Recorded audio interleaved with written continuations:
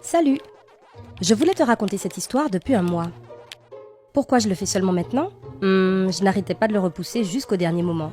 C'est exactement ça le problème dont je voulais te parler. Je suis sûre que la plupart d'entre vous se sentiront concernés. Je suis une procrastinatrice professionnelle, ce qui signifie que je ne peux pas me forcer à faire des choses dans les temps. Je m'appelle Claire et voici mon histoire. Je suis une bonne étudiante et il n'y a pas une seule matière à l'école que je ne comprenne pas. Mais mes notes sont horribles. Mes problèmes ont commencé au collège. On avait beaucoup de devoirs et personne ne me contrôlait. Ni les parents, ni les enseignants, contrairement à l'école primaire.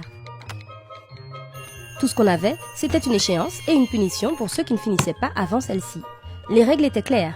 Alors j'ai commencé le collège en étant décidée et positive dans ma tête. Mais soudain, j'ai remarqué que tout mon enthousiasme commençait à disparaître.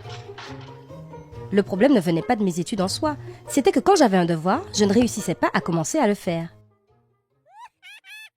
Par exemple, je devais écrire une dissertation. Alors je me suis assise à mon bureau et j'ai pris un stylo et une feuille de papier. J'étais décidée et je me suis dit, ok, allons-y. J'ai écrit une phrase et j'ai commencé à penser à ce que j'allais dire ensuite. En quête d'inspiration, j'ai décidé d'aller jeter un œil à mes réseaux sociaux. Puis j'ai regardé une vidéo, puis une autre. Quelqu'un m'a écrit et j'ai commencé à chatter avec lui. En faisant tout ça, je me suis souvenu que je devais écrire une dissertation. Mais je me suis dit que j'avais encore plein de temps. Mais les heures se sont écoulées. Et à la fin, je me suis retrouvée devant un bout de papier blanc une demi-heure avant d'aller me coucher. Cela ne veut pas dire que je ne pouvais pas me concentrer. En une demi-heure, j'ai écrit une énorme dissertation d'une manière absolument frénétique, à une vitesse à couper le souffle et sans même prendre le temps de relire ce que j'avais écrit.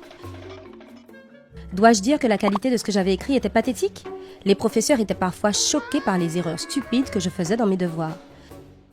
Bien sûr, je n'avais jamais le temps de les vérifier et de les corriger. D'autre part, j'avais ma mère qui me harcelait constamment. Comment peux-tu passer toute une soirée pour écrire une simple dissertation? Tu aurais pu l'écrire en 1 heure et faire quelque chose d'autre, comme aller te promener ou m'aider. C'était pareil pour tous les cours. Je passais toutes mes soirées à ne rien faire, et puis je griffonnais n'importe quoi à toute vitesse afin de respecter les dates limites.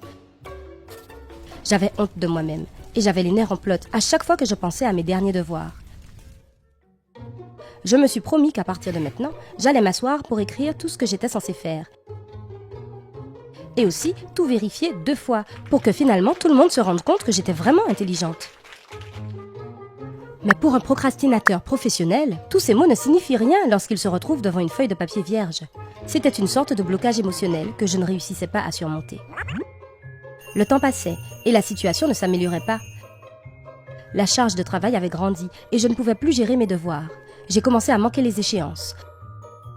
Comme je suis rentrée au lycée, mes notes sont devenues encore pires. Tout cela a gonflé, comme une énorme boule de neige qui me conduisait directement vers une dépression nerveuse. N'est-ce pas stupide d'avoir eu tous ces problèmes à cause d'un étrange blocage devant une feuille blanche?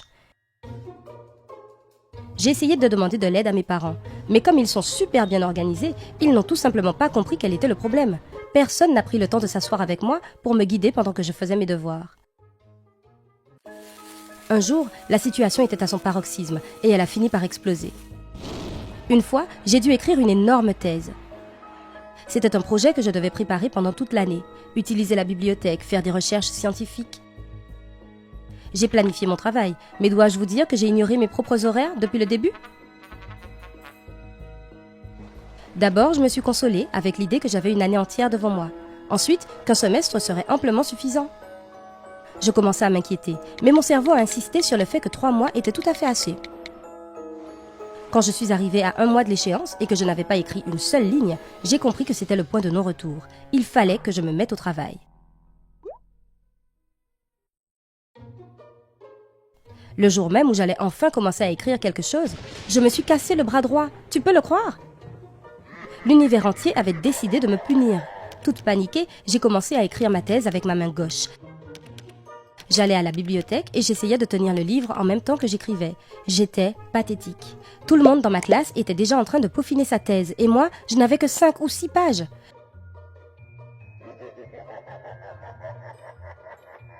Je n'ai pas pu la finir à temps. Alors j'ai dû aller voir ma professeure et lui dire que je n'avais rien. Elle a dit « Bon, tu peux apporter ce que tu as écrit pendant l'année, on te l'acceptera. »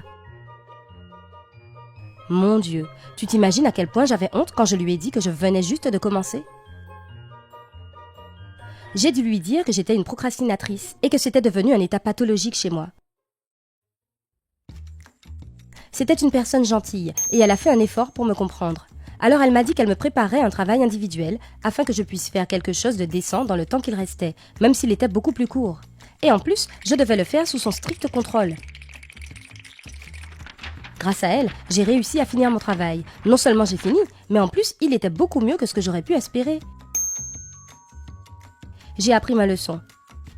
Je ne peux pas dire que j'ai cessé de procrastiner, mais au moins, j'ai vu ce qui se passe quand j'exagère, et je suis maintenant en train d'essayer d'apprendre à mieux gérer mon temps. Je ne veux pas gaspiller toute ma vie à procrastiner.